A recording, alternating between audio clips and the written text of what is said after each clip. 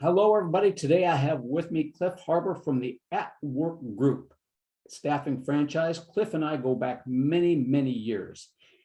If you need to know about how a staffing franchise works, Cliff is your guy. And the OutWork Group is just an amazing group of people that really know staffing and have just absolutely wonderful franchisees in there. But Cliff, how about we hear it from you? A little bit of background information on you, how you got your start in franchising, and then how about a brief history of the OutWork Group? Sounds great. Well, I have, again, Cliff Harbor with OutWork, Vice President of Franchise Sales. I think like a lot of us, I kind of stumbled into the franchise world. I got a call one day. I'd been in the consumer electronics distribution business for years and years, and got to where I wasn't really happy with that. So put my resume out online, and they called me and said, "Well, what do you know about staffing?" And I said, "Nothing." I said, "Well," they said, "Well, what do you know about franchising?" And I said, "Nothing." They said, "Great, we'd like to interview you." So, 8 years later, here I am.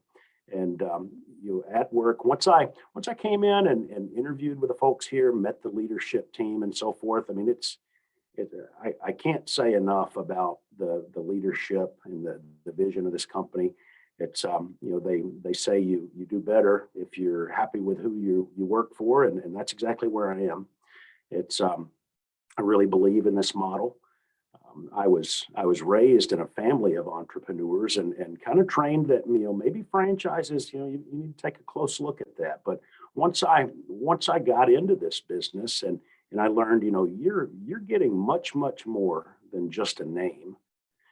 You're basically getting a roadmap, and if you choose to follow that roadmap, you should be successful. And so again, really believe in what we're doing here, and kind of the silver lining of what we're doing here is you're getting to help people find jobs. You're getting to help people put food on their table, take care of their family. And at the same time, you're helping businesses in your area fill the employment vacancies that they may have. So it's there's a lot of good going around, and lucky for us, it's a fantastic business. Well, good. You mentioned that you help people, or the OutWork Group helps people find jobs, help businesses find employees. Who do you work with as far as employers? Are you wide open to any employers? Is there anything specific that you do? Tell us more about that. Sure. The majority of the money that is spent in this entire staffing industry is light industrial, clerical, entry-level IT. But that being said, it could be just about anything. The type customers that we have our owners stay away from is anything dangerous. It just makes sense. You don't want your employees hurt on the job. During my opening presentation with most potential owners, I give them the example. If one of your customers says, "Hey, I need someone to wash windows on my skyscraper," you're probably going to tell that customer, "Sorry, I don't have anybody that can do that." But it could be just about anything else. Another kind of rule of thumb with temporary staffing is our customers don't want to spend 2 or 3 weeks training somebody to do a temporary assignment. They want to give them a 30-minute or an hour or maybe a half-day block of instruction and let them go to work. Perfect. So how did the OutWork Group come about? How long have they been around? What's their history? Sure. I'm actually glad you asked. 2022 is our 30-year anniversary. So we're still privately held, run by a fellow named John Hall. He started off with one office. He was kind of figuring it out as he went. And he grew it to 11. He had visions of being a franchisor, flipped it over into the franchise model, and sold each one of those 11 offices to the managers that were in place back then. And kind of the rest is history. We're not the 800-pound gorilla. We're not the largest one out there. But as you mentioned early on, if there's a staffing award out there, we probably won it. The president and the ownership, they want to do it as well as we can and not necessarily grow as fast as we can. We're happy to scale our support structure as our owner base grows. but we don't want to outgrow that support structure that we have in place. For being around so long and with so many and I know you have many happy franchisees. My people have talked to several of them. You must have just an outstanding support system. Can you go a little bit more in depth as to how you support your franchisees and help them grow? Sure. Yeah, we don't look for owners to bring any knowledge of the industry. We'll teach you everything you need to know about staffing. I would like for you to be a people person, just to like working with people, because that's what you're doing day in, day out. But we have a complete training program. We've got a dedicated corporate trainer that is kind of soup to nuts, if you will, teaches you how to do the systems, how to find the workers, how to find the customers, how to negotiate with the customers, any HR related things that you need to be aware of.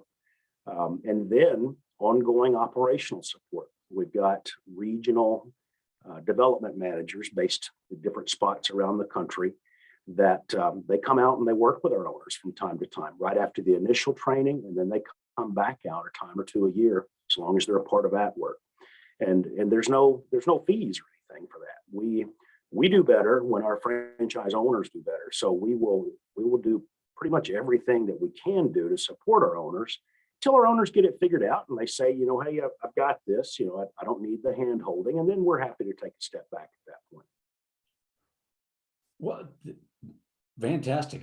The support system, you actually go out there and visit with them and keep them going. That's just outstanding. So I take it that these franchises have a small office. Do they have a staff to start out with, or they do it by themselves? How does that work out?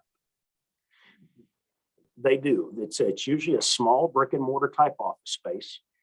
Most owners choose an office park type setting. It could be a retail location. We don't suggest that because typically rent's higher in those locations. It's usually the owner plus 1, 2, maybe 3. Anything more than that would be very aggressive, because we're doing all the behind the scenes accounting function for our owners. It gives them the chance to continuously look for workers, continuously look for jobs for those workers, and then put them together. So once they do that, we do all the behind the scenes function for them. So it eliminates their need for accounting staff, the payroll staff, HR people. It eliminates all those type things. But the primary function of that office space is just a place for the workers to come and meet with them.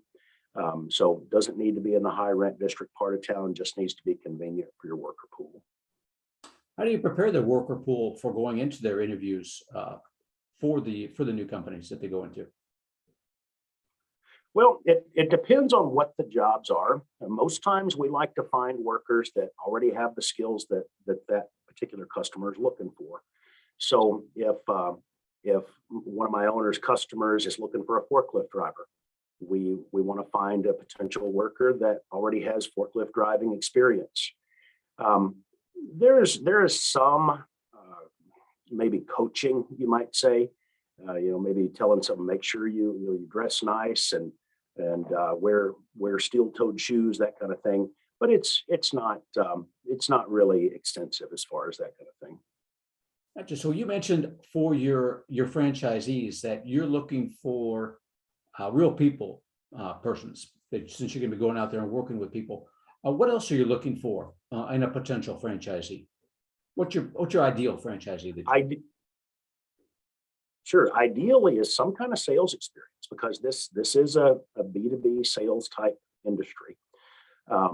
If not sales experience, definitely management experience. Sometimes, depending on who I'm talking to, I'm reluctant to use the S word, the sales word, because it seems like a handful of people are maybe turned off by sales. But I think I alluded to it a little bit earlier. It's not what you would consider a hard sell. It's a relationship sell. And if I go in as the OutWork owner, if I go in and talk to my customer, I'm not trying to get them to do something that they're not already doing. If they're in business, they probably already got a handful of workers out there. And I'm not trying to get you to create new positions to hire my people. I just want to be there if you need an extra person. If someone quits unexpectedly, it's a busy time of year, you need 5 extra people for the month leading up to the holidays or what have you. I want to help you fill the gaps. So it's not a, sign here, press hard, I'm not leaving your office until you sign this contract. It's not that. It's going out, shaking hands, building trust, building rapport, sending out good, solid workers when those customers need them. So your franchisees sound like they're going out talking with business people on a regular basis. So could you walk us through what a day in the life of a typical day in the life of a franchisee would be? Sure. So the franchise owner will typically, at least initially, take on the business development role, because that's where the rubber meets the road, if you will. You can recruit all the workers in the world, but if you don't have any jobs for those workers, you're not making any money. So they will typically hire somebody to do the recruiter role.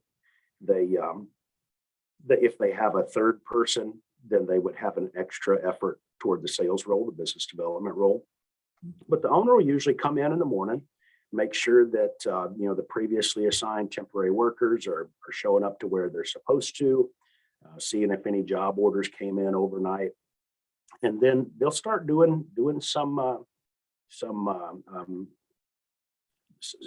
They'll get on LinkedIn. They'll discover contacts that they may, if there's a company down the street that they want to try to meet up with, they may jump on LinkedIn, figure out who the decision maker is there. Most owners will get real involved in the community, Chamber of Commerce, different networking groups, different business organizations to minimize the cold calls. And so morning, they'll make sure people are showing up where they're supposed to. They'll do a little bit of networking, maybe electronically or telephone, trying to set appointments, that type thing. Usually midday, they'll go out and visit with their customers. Again, they're building that trust, building rapport. Hey, I know you don't need anything today, but next week or next month, if you need something, please remember to give me a call. I've got, a handful of workers with whatever skill you're looking for ready to go.